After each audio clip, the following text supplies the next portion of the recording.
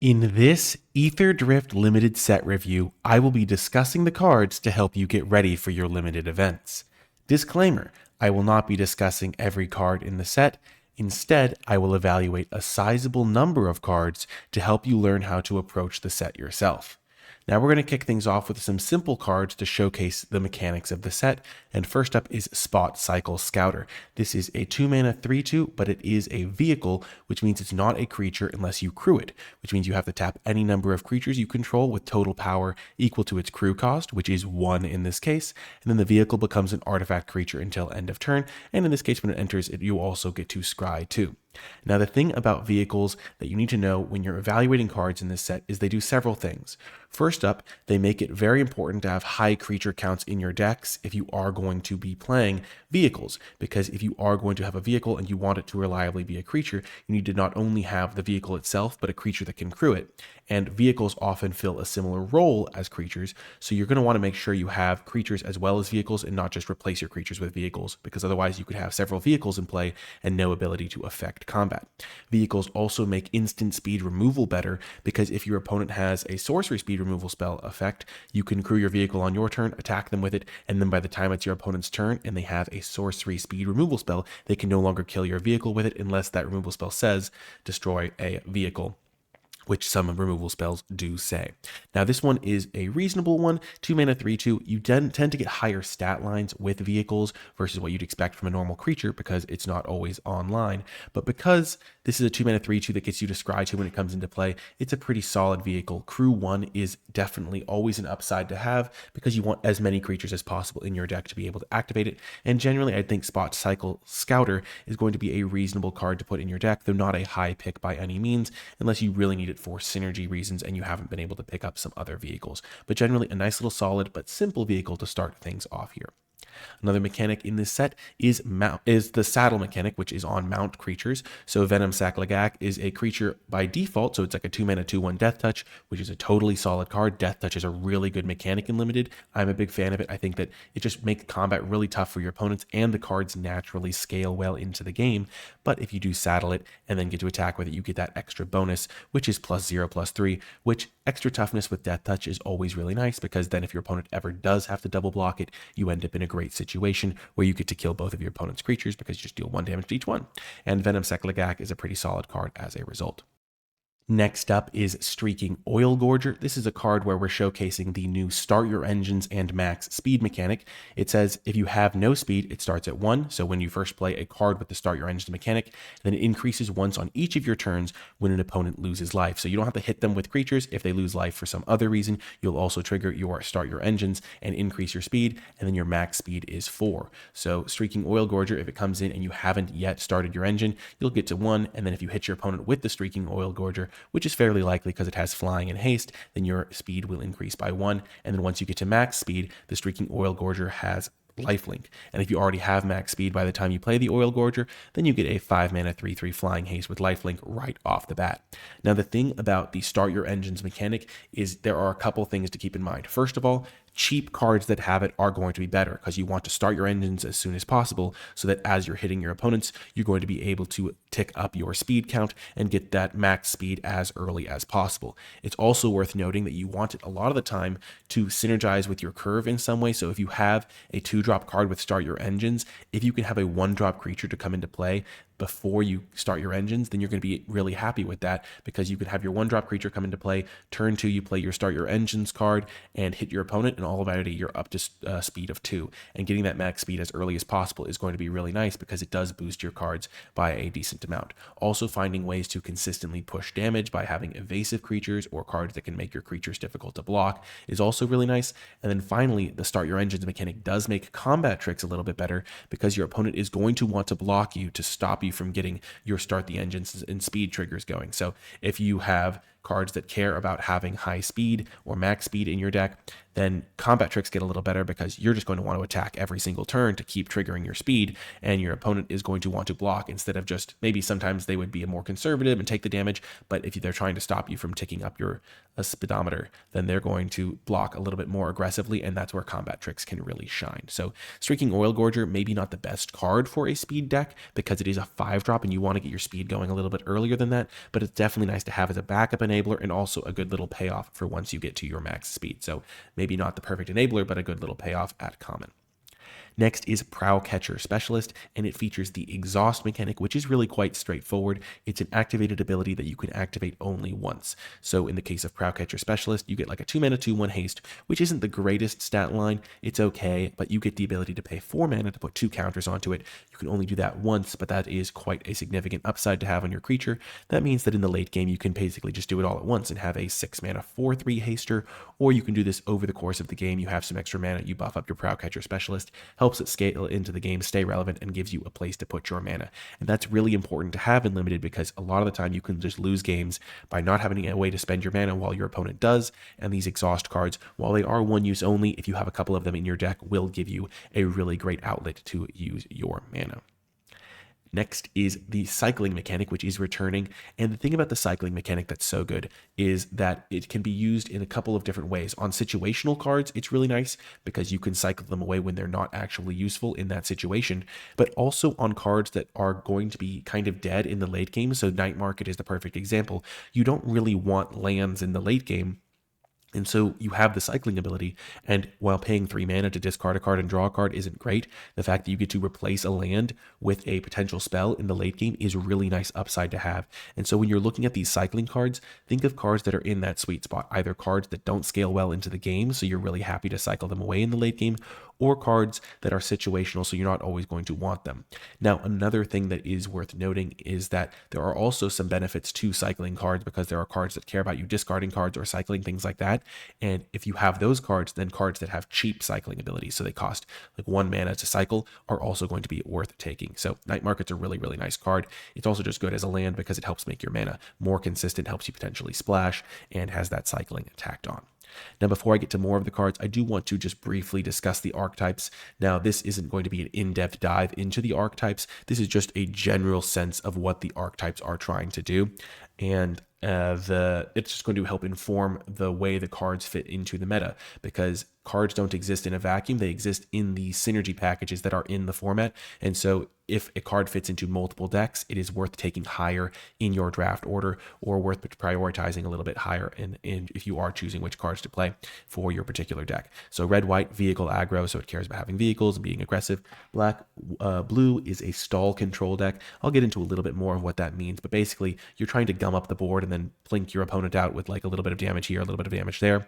Green, white is mount mid-range. It also can just have vehicles in play. So that's just kind of a nice little play a lot of mounts and vehicles and then just kind of do it to get value from those. Blue, red is cycling aggro, so it cares about discarding cards. Sometimes it can have triggers that care about discarding cards, and so that's where the cycling can be a nice little payoff as well, as we already discussed a little. Black, green is recursion value, so it can get things back from the graveyard into play or just have a little bit graveyard synergy. Blue, white is artifact control, so you play some artifacts and scale up into the late game with them instead of using them for more aggressive strategies like a vehicle. Vehicles are artifacts, so they're kind of an artifact aggro deck potentially, but blue, white a little bit slower. Red, green is exhaust mid-range, so you can get some nice little mid-game boosts by exhausting your cards and getting to beat your opponent before they can take advantage of the fact that maybe you run lower on cards. Black, white is a max speed grind deck, so you want to get up to max speed and then use that to grind your opponent out. So it has that aggressive element to it where you're trying to attack your opponent, deal them damage to get your max speed going, but then once you have max speed, it's kind of hard to deal with your deck, or you can kind of get into the mid-game a little bit solid. And then blue-green is an exhaust ramp deck, so you can ramp up to really expensive late-game vehicles or expensive cards, but you also have some exhaust payoffs that let you spend your mana into those exhaust cards. And then black-red, max speed aggro. You're trying to deal damage to your opponent, get to max speed, and then kill your opponent before they can stabilize. So we've just going through the archetypes just so we can use that as a lens when we're evaluating cards, and also in a limited set review, it's good to know what the archetypes are as just a completeness type thing, so you can kind of think about the set holistically. Now, I did say I was going to talk a little bit more about what that black-blue deck looks like, and I do want to highlight the card Haunt the Network. I don't think it's very good. Making 2 1/1 flyers for 5 mana isn't great, even if you do then drain your opponent a little bit of life. But if you do have it in a synergy package, it can actually do some work, because if you have a bunch of artifacts in play, then draining your opponent for 4 or 5 life is actually a really big deal and actually makes Haunt the Network a lot better. So this is the sort of card that you kind of expect as a payoff for your deck, where if you have a build where you have a lot of artifacts, you have a lot of the cards that you're going to want to stall the game and get into these situations where you have maybe 3 or 4 artifacts in play when you cast Haunt the Network. If you can cast this, just draining your opponent for 5 life and get a couple of flyers, that's the sort of thing that can turn a stalled board into an absolute nightmare for your opponent, and that's where Haunt the Network shines, and that's the sort of stall, grindy deck that you're looking for. Now, with all gold cards, which are these multicolored cards, there is this point where you think, is this a card that I want to first pick or take really early so that I can force myself into this lane? And generally the answer is going to be no, because they're very inflexible to take early on in a draft portion, because you can only fit them into the one archetype. If you take a blue card, it can go into blue-black, but it could also go into blue-red, blue-white, blue-green. So you have all of those extra avenues for that blue card, similar with a black card. But Haunt the Network only goes into that one specific deck, so you can expect to get it a little bit later in the draft, especially in packs 2 and 3, when people are settled into their colors and they literally can't use this card if they're even a blue-green deck. So these cards can come around to you later, and that's when you're hoping to pick up these sorts of cards. Now, there are some that are very, very strong and worth taking a little bit earlier than Haunt the Network, because this is more of a payoff for being in a deck and getting into a good stabilization situation, whereas a card like Lagarin, Soul of Alacria, is really, really good for the green-white deck that cares about having mounts and vehicles. If you play this on turn 2 and then turn 3 you play another mount creature, saddle up the Lagarin, get to attack, and then get to put a counter on Lagarin and the creature that saddled it, you are going to be in huge advantage in that game if your opponent doesn't immediately kill the Lagarin. And that's really a nice aggressive early game play that can just take over the game on its own, versus the kind of card we just looked at where you kind of have to have a lot of setup things in place, versus Lagarin just kind of curving out. The nice thing about Lagarin is it can even just buff itself. So you play this on turn 2, even if you don't play another mount to crew it with, or you don't have another vehicle in play, then Lagarin is just the sort of card that can just start growing on its own and being a nice evasive threat for you. A saddle cost of 1 is really nice, and also the fact that you can attack with it even if you don't saddle it up. So once you have a couple counters on it, or if you don't have a creature to spare to saddle with it, you can still chip in for some damage. So this card, I think, is a little bit better, and a card that you would be willing to take a little bit higher in the draft and maybe push yourself towards that green-white archetype to play a card such as Lagarin. And then the final gold card I'm going to be talking about here is Rocketeer Boost Buggy. This is just a terrifying card to face early in the game. A 2-mana 3/2 vehicle. Again, it's not going to be a creature right away, but because of its exhaust ability, you can make it into a creature and put that counter onto it, make it into a creature. All of a sudden, it's a 4/3 attacking on turn 3. If your opponent doesn't have a blocker for it, then you can get a treasure, and then the next turn attack again. Even if it trades off at that point, you've gotten 2 treasures and pulled yourself ahead. Now, with this sort of card, you do want to be a little bit careful, because if you invest the mana into this and then your opponent kills it in response with an instant speed removal effect, or even a bounce spell or something like that, then you are going to be putting yourself behind by a significant margin. So that's just kind of a point of emphasis with these vehicles, is that they are generally not that susceptible to sorcery speed removal.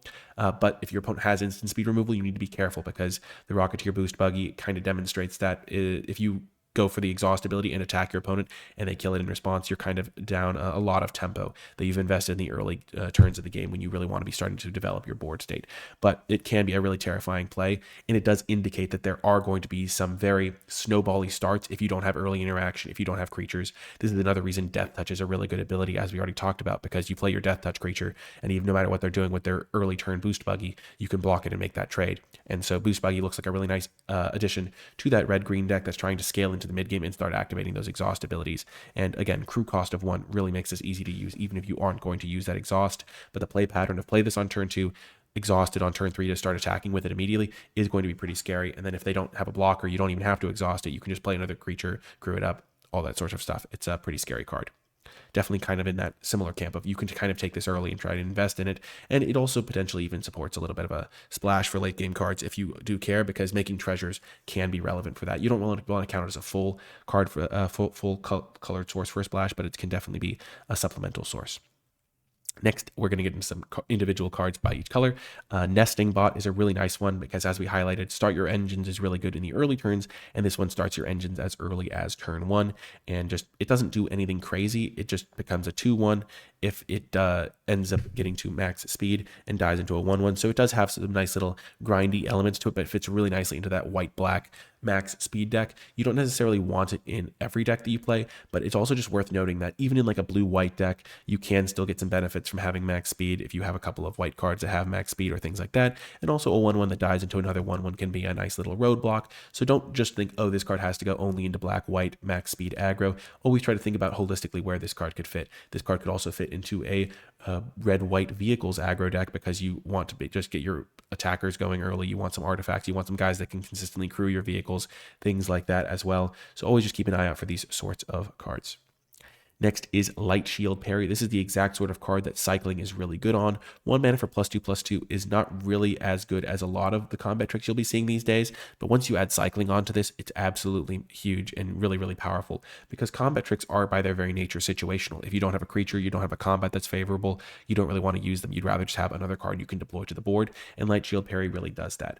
Now, you don't want to play too many of this sort of effect. You don't want to have like 3 copies of this card in your hand, so you have to invest early turns cycling them, but this is the sort of combat trick that you can play even in a deck that maybe doesn't use combat tricks as well, because when you can win a combat for 1 mana, it is very, very powerful, and you just gain access to that sort of effect at such a low opportunity cost when you do have a Light Shield Parry in your deck, and as such, this is a pretty solid combat trick, even if the trick itself isn't as formidable as some cards we've seen in recent sets. Next is Interface Ace. This is another really interesting card. It doesn't really do a ton on its own. It's a 2 mana 0/4, but when it taps on your turn, you can untap it, and so that means you can use it to crew multiple vehicles if you really want to, which is really, really good if you are in a vehicle deck because it does crew with its toughness instead of its power, so you can crew a couple of big vehicles even with just the one Interface Ace. Now, one thing about a vehicle set is that small creatures stay relevant a little bit longer because they can be used to crew these vehicles, which by their very nature are a little bit overstatted, as we talked about, because they're not always creatures. So you have these high stat lines running around, which makes a card like a 0/4 a little bit less reliable as a consistent roadblock. So you really want to make sure you're be able to use its ability to crew up those big vehicles or crew multiple vehicles in a turn if you do have the ace, versus just trying to use it as a defensive tool, though that is of course something that it can be used for as well, where you crew something and then you can even crew another vehicle on defense, or you can crew a vigilance vehicle, or you could even do something such as hold this guy back to block. I know, revolutionary concept for a 0/4, but definitely something to keep in mind. It does have some flexible play patterns, but you do only really want it in decks that have a good number of vehicles, and as such, it's not a card you're going to really prioritize in the draft and be taking super early. Next is Ether Siphon. This is a really interesting card, and it does merit discussion because of the fact that it's a very slow card. So it has start your engines on it, but at the same time, everything it does is slow and doesn't encourage attacking. And that's not exactly what you want your cards to be doing a lot of the time. You want your cards to be in a situation where they work harmoniously with everything you're trying to do. And the start your engines part of this card, you're not really attacking when you're playing this sort of card. This is the sort of card that is a game breaker in sealed in control mirror matches, where you're just paying 2 mana to draw a card extra card every turn, and you just pull way ahead and your opponent can't possibly win the control mirror. You also end up in a spot where this can be like your win con because of the start your engines ability. You chip in for a couple points of damage. And so this is the sort of card where you think, okay, where can this really fit? And so you can think, okay, maybe in a blue-white control deck, maybe you'll end up with some flyers, and this can be your win condition when you're really pulling ahead. In that blue-black grindy deck we were talking about, maybe you don't even try to kill them with damage. Maybe you just try to get them stalled out, hit them twice with a Thopter. Ether Siphon can really do good work there. And then you just think back, okay, well, blue-green probably going to has some really good, huge late-game things to do and can ramp into, so you don't really want to spend turn 3 doing this necessarily. That's kind of the case with a lot of these archetypes, but still, having extra place to put your mana, blue-green kind of fits nicely. But blue-red, you kind of want to be able to beat down a little bit more, make sure you can leverage your red cards in the aggression. So Ether Siphon, even though Start Your Engines is maybe at its best in a red deck, it maybe doesn't fit that well there because the rest of the card isn't harmonious. So just try to think about cards that way. I don't think Ether Siphon is going to be a super early pick in draft, though it's the sort of card that I'd be very happy to see in sealed, because in sealed it's a little bit slower, and this is the sort of card that just absolutely takes over.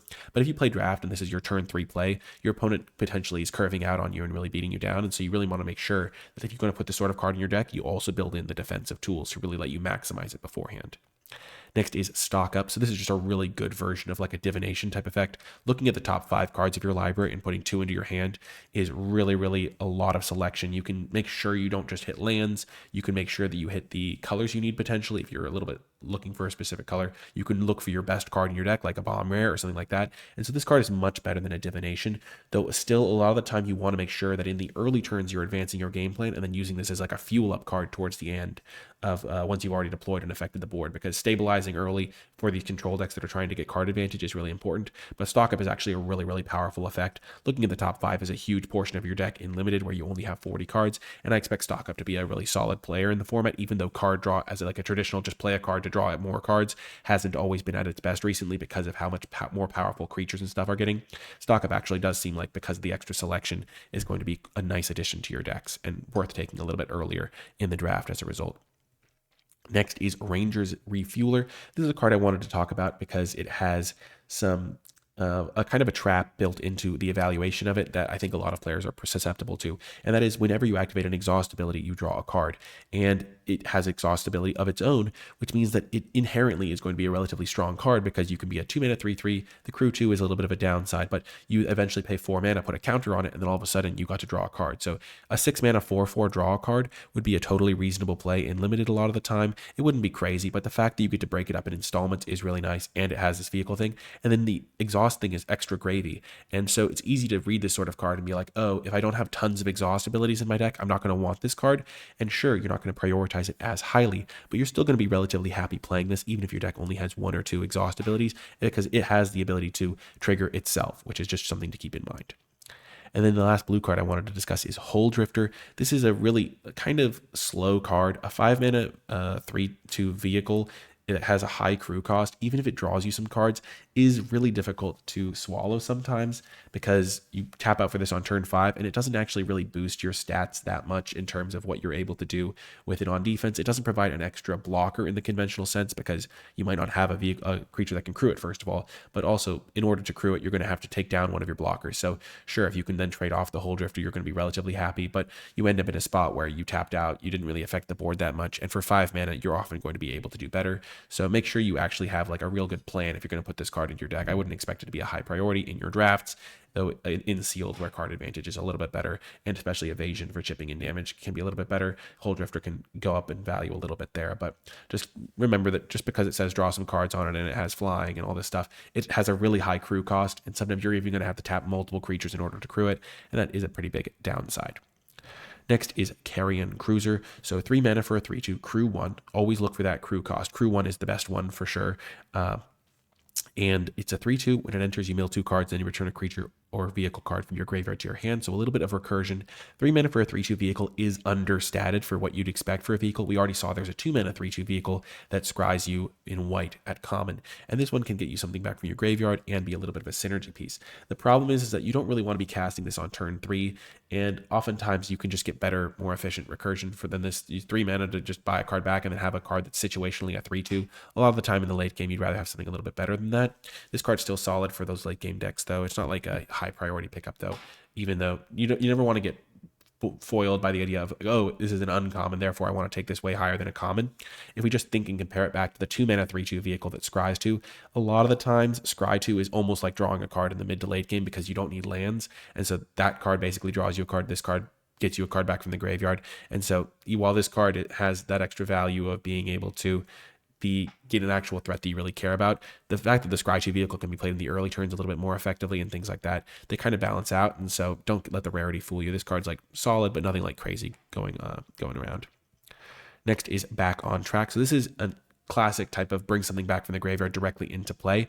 And a lot of the times you want to make sure that you're using this to actually get an advantage in mana. You want to be bringing back 6 drops, 7 drops, maybe even something bigger.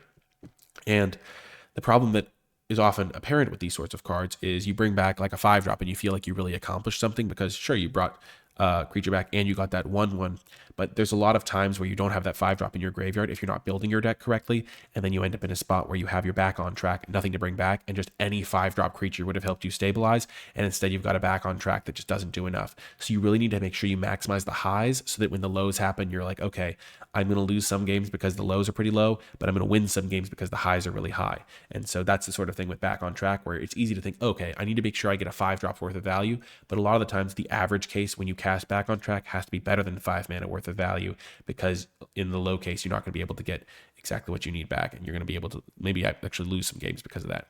The extra 1/1 certainly does help, but especially because it can crew some things. So if you get back like a vehicle that's maybe hard to crew, then the 1/1 can crew it.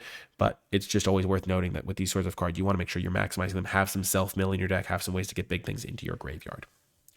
Next is Momentum Breaker. This is a card with an early start your engines ability, but its ability isn't actually that good. There are 1/1 tokens running around in this set. There's random vehicles that are sometimes going to have enters the battlefield effects that give value, kind of like we just looked like with the black one that gets a creature back. So your opponent might have some sacrifice fodder by the time you cast this card, especially if they sacrifice a 1/1, you're really not happy with this card.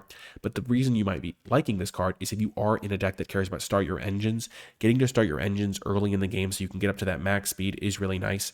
And even though the abilities on this card aren't that good, there are cases where you might want start your engines that badly that you'd be still willing to play this card. And so keep that in mind where it's not that sort of early pick. A blue-black deck isn't really going to want to care about this card. A black-green deck isn't going to really want to care about this card. But if you're in a red-black deck and you're going into pack 3 and you don't have any ways to start your engines early in the game and you have a lot of cards that care about having max speed, then having a way to start your engines on turn 2 while interacting with your opponent a little bit can certainly be worth it, even though the rest of the card isn't particularly powerful a lot of the time, because edict effects when you give your opponent a choice isn't great, and making them discard a card in the early turns if they don't have a creature, that's definitely nice upside, but once they have a creature in play, it just kind of loses some value in those mid turns. Next up is Clamorous Ironclad. So this is the sort of card that you really need to evaluate by that cycling cost. It only cycles for 1 red mana, which means in that cycling deck, it's going to be the perfect card. Because in that deck, you're not even going to want to cast it a lot of the time. You're just going to want to use it as an enabler for your cards that only costs a single red mana.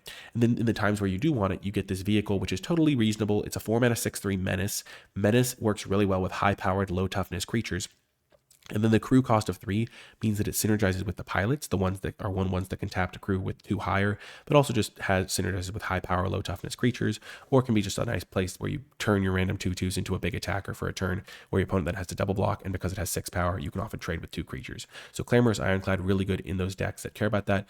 It also can be a nice little card for your red-white cycling deck, not red-white cycling deck, your red-white vehicles deck, because you might have some cards that work well with vehicles that can crew them a little bit easier, that can buff them a little bit easier, and so it can fit well there. Well, the black-red max speed deck may not be as interested in this card, though, again, a big creature that has Menace can definitely chip in for some damage and help you get that speed going.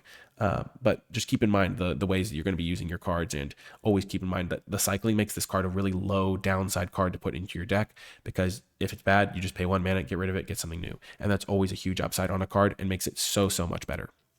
Next is Gastel Blockbuster, which is a artifact vehicle destruction spell. So you can destroy artifacts that your opponent controls. So a lot of the time it's going to be vehicles. So you sack a creature or vehicle. So if you have some random 1/1 that's no longer useful, you have some random vehicle that's no longer useful or already got some value, and then you destroy an artifact an opponent controls. There are some really big artifacts in this set. You know this is a vehicle set. Every deck is going to have some number of artifacts, presumably. And this is the sort of format context that's really important, and knowing that means that you can take Gastel Blockbuster, put it into your deck, and be relatively happy playing it, and also knowing that you can just sacrifice itself to its own ability to use it as a 3 mana kill an artifact spell is really nice to know. So this is the sort of card I expect to get a lot of mileage in this set, especially if you have some sacrifice fodder, some cards that are disposable or expendable. But overall, this is the sort of thing that can be really good in this sort of format, where in other formats it might not be a high priority at all. Next is Marauding Mako. This card is one of the most terrifying cards to see on turn 1, especially against that cycling deck. When you discard 1 or more cards, put that many +1/+1 counters on him. So he starts as a 1/1, and then as you cycle those cards, like that pirate ship we just looked at, he just grows and grows, and it's just absolutely terrifying. He even has cycling himself, so in the late game when you draw him, if you don't have a bunch of other cyclers in your hand, then you get to just discard him to get a new card to help finish your opponent off. Also just works with any cards that let you discard cards, so it doesn't have to be a cycler itself. It could be a card that lets you draw and discard things of that nature. And then even in a deck that isn't necessarily all in on cycling, as we already discussed, sometimes you're just going to want a 1-drop creature to start getting your speed up early. So in a red-black deck, you can also imagine using the Marauding Mako. You play the Mako on turn 1, turn 2 you play a card that has start your engines, and then immediately get to attack your opponent and get that chip damage in that's going to help you build up towards max speed. So 1-drops have extra relevance because of that, and so Marauding Mako definitely gets some nice boosts for that archetype as well, though it isn't necessarily the sort of card that you're going to want in every deck, because if you don't have synergy pieces for it, it's not going to be a really big player in your deck, but it's terrifying in the blue-red blue deck. Next is Autark Mammoth. This is a huge amount of stats for 6 mana. 6 mana for 8 power worth of stats, 8 toughness worth of stats, spread across 2 bodies, and the potential to get even more stats when you attack with this in the future is absolutely massive. And so Autark Mammoth is the top end card you're going to be afraid of at uncommon from these green decks if you're trying to beat them down and on the ground especially. It just gets huge, and if you don't kill it, then they're going to start making even more 3/3s. It plays great with combat tricks because your opponent is going to want to block this if it's able to attack, because it kind of plays both sides of the ball. It attacks, makes a 3/3 that can then block, and it almost pulls up a lot of the weight towards crewing it itself by making the 3/3. So the Mammoth, really a terrifying card, and one that I expect to be taken very highly in draft. Next is Loxodon Surveyor. This is a really nice, just solid card. 3 mana, 3/3. It's just going to be rock solid stats, and then it starts your engines, and in the mid to late game, you're going to be able to exile it from your graveyard to draw a card. Now, it's not necessarily in an aggressive deck. It's just the sort of thing where having random start your engines, chip damage, get your speed up in your green decks, and the ability to attack your opponent, trade damage, is still going to be relevant, especially as we discussed, the fact that it plays well with combat tricks, making your opponent want to block. That can also factor into it, and just a really solid card overall. It is worth noting that if you're on the back foot the entire game, this card isn't going to be as good because it's just a 3 mana 3/3, then you're not going to get max speed. So you do want to play this in more of a mid-rangey deck that can play a little bit of both sides of the ball. So in the matchups where you are playing against a deck that has superior card advantage, you're going to be the aggressor, you're going to be able to attack them, and that's where the card matters the most. Whereas if you're in a defensive battle where you're the bigger deck and you're trying to outlast your opponent, you need to be able to make sure you can still win the late game even without the card advantage from the Loxodon Surveyor, because your opponent is going to be on the front foot. You need to just be able to stabilize, turn the corner, and then once you've done that, the Loxodon Surveyor card won't even matter that much, potentially.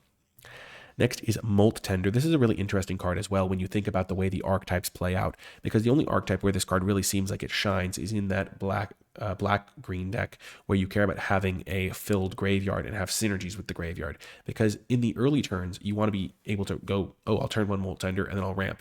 But you can't actually do that. You have to play Molt Tender, then on turn 2 you ramp, you mill a card, and then on turn 3 you're able to start ramping if you have Molt Tender exactly in your opening hand. If you draw it in the mid turns of the game, you don't necessarily really care about the ramp anymore, so you just got a 1/1. So the fact that you're filling your graveyard has to be a very relevant part of this card for it to be one that you're happy with playing, or you have to have other ways to fill your graveyard early in the game to fuel the Molt Tender rather than relying on it to fuel itself. So while you might see the ramp ability and think, oh, this is the sort of card that I want for my blue-green deck, or something of that nature, I think it really only shines in the black-green deck where you have other cards that are fueling your graveyard and you care about filling your graveyard. So once you get into a board stall, you can still be like happy using Molt Tender because you're filling your graveyard with potentially useful spells.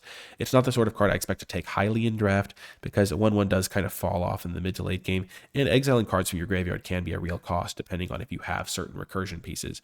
But it is a sort of role player that you can maybe expect to get a little bit later for the decks that really care about it. Next up is Country Roads, which is a land, also one of the greatest titles for a card and a fantastic song. So we will just note all of that with the card. But the thing we want to really discuss is its effect in Limited. And having the land that can sacrifice itself to make a creature is really nice. Even though it comes into play tapped, you can afford to play a couple of tap lands in your deck. And it even comes into play untapped if you control a mount or vehicle, which is going to be a decent amount of the time in the mid to late game. But the fact that you can get a creature out of your land, especially one that can crew relatively sizable vehicles, is really nice, and it's going to kind of address some of that tension that we talked about with vehicles, where when you have a lot of vehicles in your deck, you kind of tend to cut the creature slots because you still want to have room for removal, you still want to have room for some card advantage, that sort of thing. And if you start cutting creatures, you then end up in a spot where you can't actually crew your vehicles sometimes because you've cut down on the creatures, you have a few vehicles in play. But having these sorts of lands lets you kind of double up and address that issue. So instead of it being, oh, I cut some creatures to make room for vehicles, it's like, okay, well, I did that, but I also then got to use some of my lands also as creatures for those vehicles. So it's kind of a nice little balancing act that you get to do there. And Country Roads, there's one for every single color. They all have names that involve the word roads. And I just wanted to highlight this one because Country Roads. But yeah, this is a pretty solid type of card, and one that you don't necessarily take until you know what colors you're in, but once you're in the color, having a couple of these replace basic lands is just a huge upside. Next is Avishkar Raceway. This is a common that I wanted to discuss briefly because it's a land that has start your engines, so you can trigger that as soon as you want to. And while having a colorless land is a huge downside in a deck, you can lose games because you're not able to cast your spells because you don't have both colors. If your deck cares about start your engines enough, you can justify playing this card if you don't have enough enablers, because as we already discussed, being able to start your engines on turn 1 or 2 if you're curving out on your opponent is really, really nice, and you can start your engines pretty much at command. So you just play this card and then you immediately attack your opponent. Your speed is already up to 2, and then in the late game you get to filter through your draws and make sure that you don't end up in a situation where you run out of things to do. So Avishkar Raceway, this sort of card where you can get your engine started at a relatively low cost if you have good mana, and that's a big if you have a relatively consistent mana base, not a lot of double pipped cards, that sort of thing, then the Raceway can really start doing good work for your deck. And I wouldn't ever recommend playing more than one colorless land in your deck, but if you have good mana and maybe a couple dual lands or something like the cycling land we looked at earlier that can tap for either color, to make sure that you do have relatively okay mana, because even a 9/8 mana base is relatively inconsistent, as everyone has experienced if they played limited. But Avishkar Raceway can get your engine started early, and that's the sort of thing that you want to keep in mind when you're trying to balance the number of aggressive creatures with the number of cards that have start your engines on them. Anyway, that's going to do it for this video. I do hope you enjoyed this limited set review and that it makes you feel more comfortable evaluating the rest of the cards yourself in this format. If you did enjoy it, hit the thumbs up button, subscribe for more, and comment with your questions, thoughts, and feedback, and leave hashtag RocketCar in the comment section down below to let me know that you made it all the way to the end of the video, because hopefully you feel like you're in a rocket car compared to your opponents now because you have gotten that head start on the format. That's going to do it for this one, though. I hope you enjoyed it, and I'll talk to you next time.